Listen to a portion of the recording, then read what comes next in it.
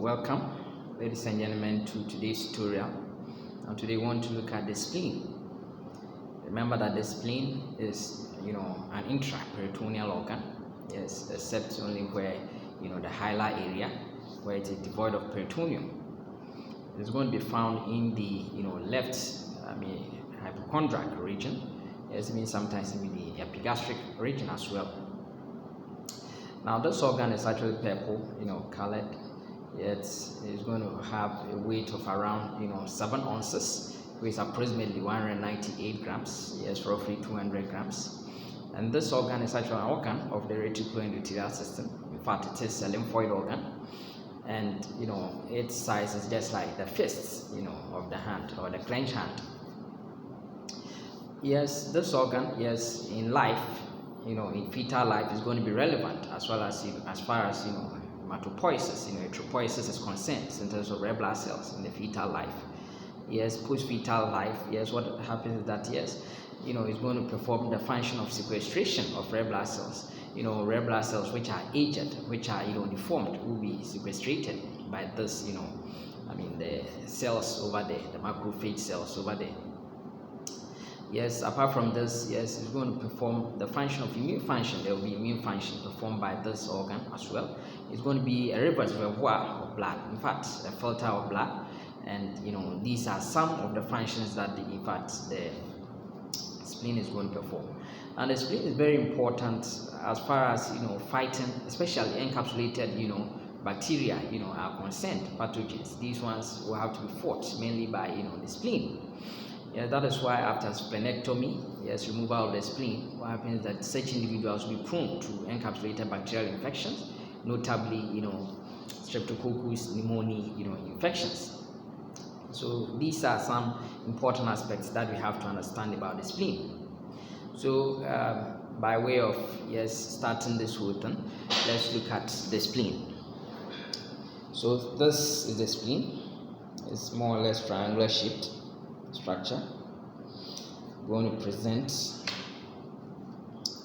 with two main surfaces. So this area, which is convex shaped, is the diaphragmatic area.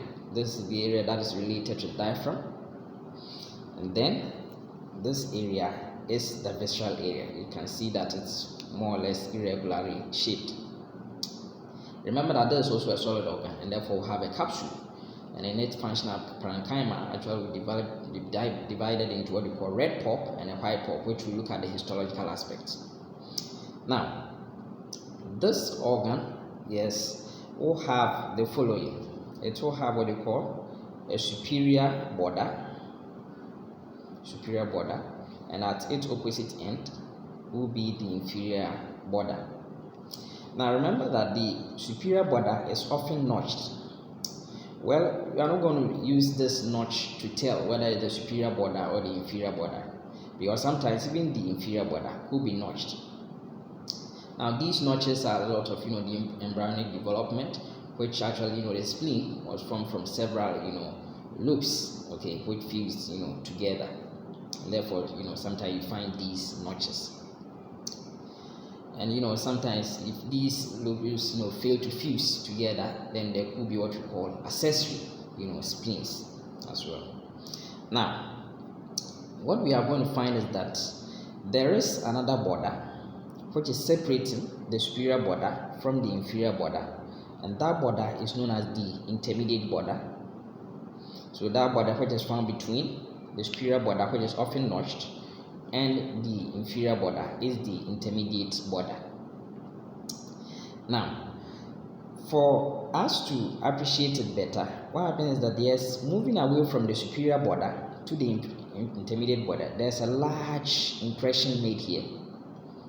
Than moving from the intermediate border to the inferior border. And this impression is not even shallow compared to the one we find here. So these ones can help you in determining whether you are looking at the superior border or the inferior border. Again, we're also going to find what we call the anterior margin or the anterior end of the spleen, anterior end of the spleen, and this area is the posterior end of the spleen. Now usually the anterior end of the spleen is also often notched, as you can see here, also often notched. Now between the superior border and the intermediate border is an impression made here, and this impression is known as the gastric impression. Gastric impression. Remember that yes, this spleen is going to be intimately associated with actually the fundus of the stomach, so it makes an impression here, and that is why there's a ligament known as splenic ligament or gastrolienal ligament. Remember that lienal has to do with the spleen, so that within that ligament we are also going to find what we call the short gastric vessels as well as the left gastroepiploid vessels, which are actually branches of the splenic artery. We are going to find these ones there. Now remember that the splenic ligament or gastrolienal ligament is part of the greater omentum. And that is why one thing is that yes, there's another ligament which is not really related to the spleen. We call it the phrenicocholic ligament. This phrenicocholic ligament, yes, also gives some support to the spleen, and that is why we tend to call this phrenicocholic ligament the sesentaculum lieni, because lieni has to do with spleen and sesentaculum has to do with support. Now, so that is the gastric impression between the superior border and the intermediate border. Then at this other end is the renal impression, actually the anterior surface of the left kidney is related here, and this is what where we have to also talk about another ligament which is known as splenorenal ligament or lienorenal ligament. And this ligament, yes, is going to house what we call the the tail of the pancreas. And that is why during splenectomy, care must be taken so that you don't resect, the tail of the pancreas as well. Because when the tail of the pancreas is resected, then one becomes more, susceptible to developing, diabetes, because that's the area where, you have a lot of the B cells of the islet of Langerhans. A lot of the islet of Langerhans are there. So if the beta cells are actually, getting up, then one is likely to develop what we call diabetes mellitus.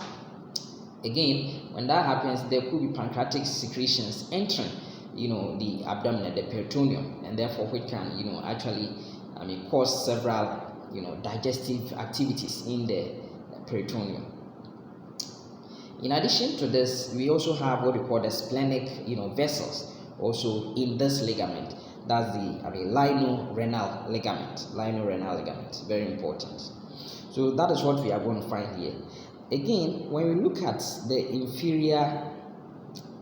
the anterior aspect, we are going to find another impression over here, and that impression is related to actually the splenic flexure, yes, and that is where the transverse colon tends to become what we call the descending colon. So over here is the impression for the colon, colic area. Now this is the gateway of the spleen, and therefore there's the hilum of the spleen, where you have the structures entering and leaving the splenic vessels, as well as its associated lymphatics actually leaving the spleen. Now, having seen these, now remember that the spleen will be supplied by the renal artery, and therefore will be drained, of course, by renal vein. Now remember that the renal vein will join actually the inferior mesenteric vein to become what we call hepatic portal vein, which actually supply nutrient-rich blood to the liver.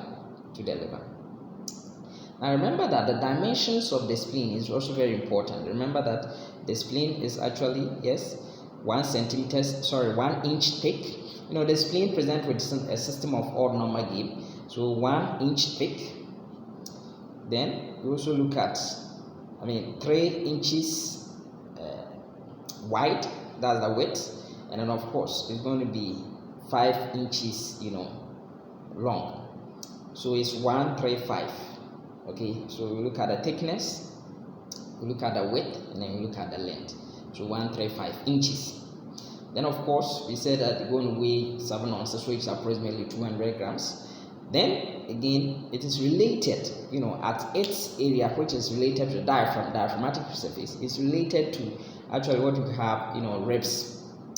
9, 10, and 11 ribs. Left ribs of 9, 10, and 11. Now these ribs will be related to the posterior, the diaphragmatic surface actually of the rib. That is why if in automobile accident and there's puncture, there's break of any of these ribs, the left side of these ribs, then it can actually puncture into the capsule and may cause leakage of blood, because we said that it's going to be a reservoir of blood. One may lose great deal of blood.